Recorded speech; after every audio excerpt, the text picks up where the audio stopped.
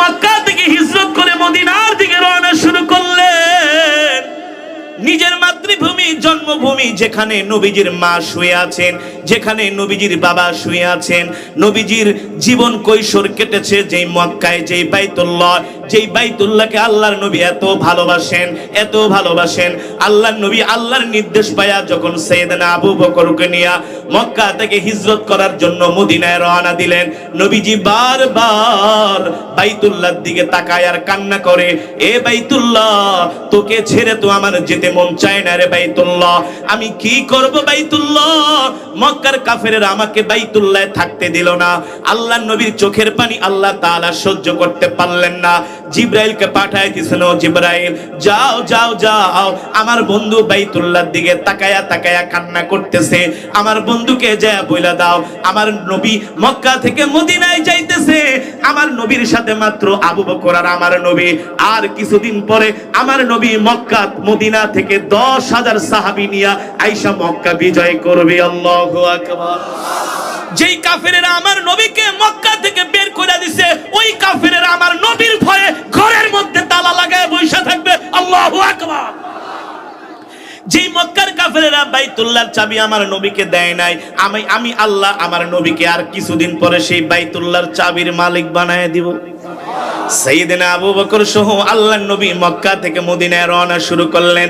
মক্কা থেকে মদিনার দূরত্ব হলো 500 কিলোমিটার। কত কিলোমিটার? দামি কোনো গাড়ি নাই, ট্রেন নাই, প্লেন নাই, মক্কার আঁকা বাঁকা পাহাড়ি পথ, পাহাড়ি রাস্তা। এখন যদি হয় 500 কিলোমিটার, 1450 বছর আগে তার দূরত্ব হবে কম হলেও 1000 কিলোমিটার। কারণ ওই সময় তো আধুনিক রাস্তাঘাট। নবীজি পাহাড়ের আঁকা বাঁকা মরুভূমি জঙ্গল পার হয়ে নবীজি মক্কা থেকে মদিনায় গেছেন। 1, 2, 3 দিনের সফর না রে বাবা। কোন বর্ণনায় আসছে 40 দিন লেগেছে, কোন বর্ণনায় আসছে 15 দিন লেগেছে।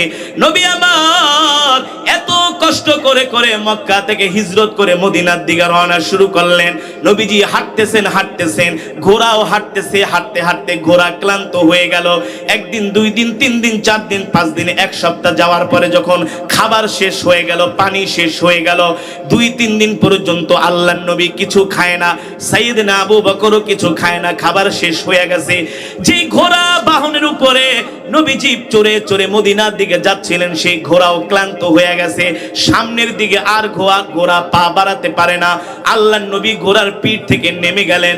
আর ঘোড়া ডাক দিয়া বলেন, ওগো আল্লাহর নবী, আপনি আমার পিঠ থেকে নামবেন না, আপনি হলেন রহমাতুল লিল আলামিন, আমি ঘোড়া বেঁচে থাকতে আপনি রাস্তা দিয়ে হাঁটবেন, এই দুঃখ কষ্ট আমি ঘোড়া সহ্য করতে পারবো না। ঘোড়া নবীকে ডাক দিয়া বলে, আপনি আমার পিঠে চড়ে বসেন। আল্লাহর নবী বলেন, না না, আমিও ক্ষুধার্ত, ঘোড়া তুমিও ক্ষুধার্ত। সুবহানাল্লাহ। আমার নবী একটা ঘোড়ার প্রতিও ইনসাফ করছে, দয়া করছে। আজকে আমরা মানুষ হইয়া মানুষের প্রতি দয়া করি না, মানুষকে হত্যা করি, মানুষকে গালি দেই, ঠিক কিনা বলেন?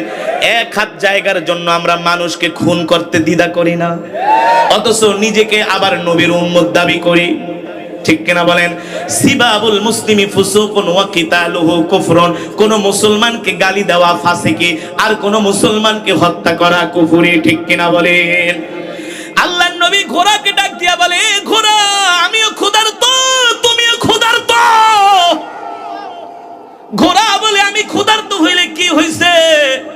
আমি আপনার খেদমত করতে করতে প্রয়োজনে আমি শহীদ হয়ে যাব, তারপরে আপনি আমার পিঠে চইরা বসেন। সুবহানাল্লাহ। নবীজি ঘোড়ার পিঠে হাত দিয়ে আদর করে বলেন, না না, চলো আমরা হাঁটি। আল্লাহু আকবার।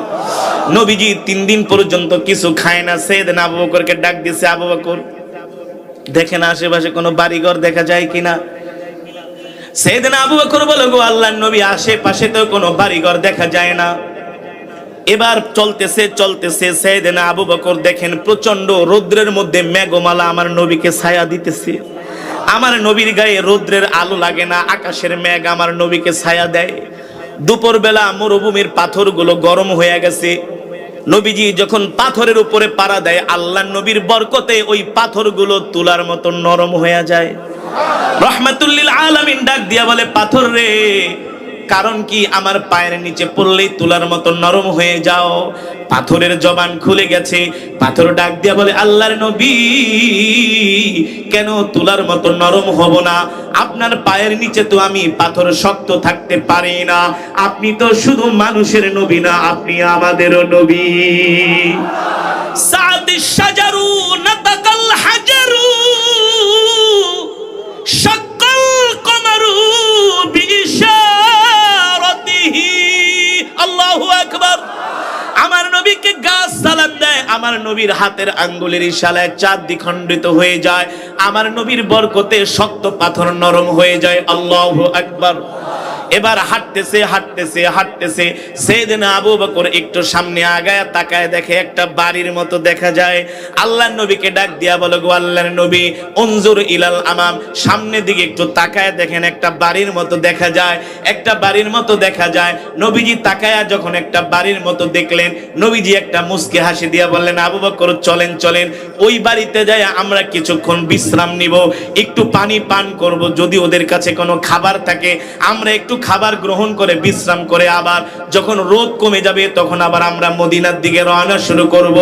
সাইয়েদনা আবু বকর সহ আল্লাহর নবী হাঁটতে হাঁটতে হাঁটতে হাঁটতে প্রচন্ড রৌদ্রের মধ্যে ওই বাড়ির কাছে যা পৌঁছালেন।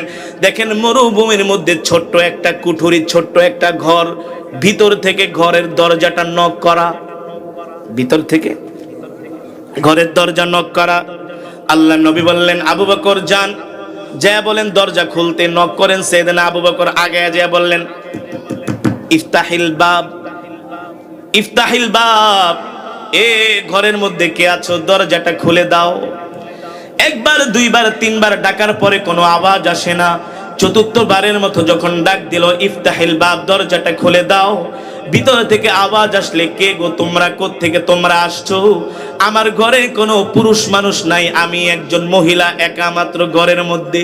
আমার নাম হলো উম্মে মাবাদ, আমার স্বামীর নাম হলো আবু মাবাদ। আমরা এতটা গরিব, আমার স্বামী বকরি চড়ানোর জন্য মাঠে গেছে। আমার স্বামী বিকালবেলা ঘরে আসবে সন্ধ্যার আগে আগে, এর আগে তো আমি দরজা খুলতে পারবো না। সাইয়েদনা আবু বকর বলে, বোন তোমার দরজা খোলার দরকার নাই, আমরা দুইজন পথিক, জিতু মিনাল মক্কা ইলাল মদিনা, আমরা মক্কা থেকে আসছি মদিনার দিকে যাব, জিনা মিনাল ইলাল মদিনা, আমরা মদিনার দিকে যাব, আমরা দুইজন মুসাফির, তোমার ঘরে যদি কোনো খাবার থাকে আমাদেরকে একটু খাবার দাও, 3 দিন পর্যন্ত আমরা কিছু খাই না। এই কথা শোনার পরে উম্মে মাবাদ করুণ সুরে উত্তর দিল, ও মুসাফিরেরা, তোমরা আমার কাছে খাবার চেয়েছো, আনা ফাকিরুন জিদ্দান, আমরা তো গরিব মানুষ, খাবার কোত্থেকে পাবো, ঘরে কোনো খাবার নাই। সাইয়েদনা আবু বকর বলে, বোন রে, আনা আতশানুন জিদ্দান, প্রচন্ড পিপাসার্থ আমরা দুইজন মানুষ, যদি খাবার না থাকে ঘরের মধ্য থেকে একটু পানি হলেও আমাদেরকে দাও, আমরা কলিজাটা ঠান্ডা করি, এতটা পিপাসার্থ, ক্লান্ত পরিশ্রান্ত। ঘর থেকে আওয়াজ দেয়, এ মুসাফির, আমাদের ঘরে কোনো খাবার পানিও নাই, আমার স্বামী পানির মশক নিয়ে গিয়েছেন, আসার সময় কূপ থেকে পানি নিয়ে আসবে, আমাদের ঘরে কোনো খাবার থাকলে আমরা তোমাদেরকে দিয়া মেহমানদারি করতাম। এই কথা শোনার পরে সাইয়েদনা আবু বকরের মন খারাপ হয়ে গেল। আল্লাহর নবী আর সাইয়েদনা আবু বকর দুইজন উঠানের সামনে দাঁড়ানো, দেখো ঘরের সামনে একটা বকরি বাঁধা। কি বাঁধা? বকরিটা বাঁধা। আল্লাহর নবী বলে, আবু বকর, এই যে উম্মে মাবাদের ঘরের সামনে একটা বকরি বাঁধা আছে, আপনি একটু উম্মে মাবাদের থেকে অনুমতি নেন, বকরি থেকে আমরা একটু দুধ দোয়া দুইজনে পান করে কোন রকম পিপাসাটা নিবারণ করি। সুবহানাল্লাহ বলে। সাইয়েদনা আবু বকর বলে, উম্মে মাবাদ, তোমার ঘরের সামনে বকরি বাঁধা, আমাদেরকে অনুমতি দাও, তোমার বকরি থেকে আমরা একটু দুধ দোয়া দুইজনে খাই, দুইজনে পান করি। উম্মে মাবাদ বলে, মুসাফিরেরা শোনো, আমার ঘরের সামনে তুমি যে বকরি দেখতেছো, এই বকরিটা হলো অসুস্থ, এই বকরিটা হাঁটতে পারে না, চলতে পারে না, দুধ দিবে কোত্থেকে? আল্লাহর নবী বলে, আবু বকর কি বলছে? রহমাতুল লিল আলামিন বকরি নাকি অসুস্থ, হাঁটতে চলতে পারে না, দুধ দিবে কোত্থেকে? আল্লাহর নবী বলে, আবু বকর, বকরি হাঁটতে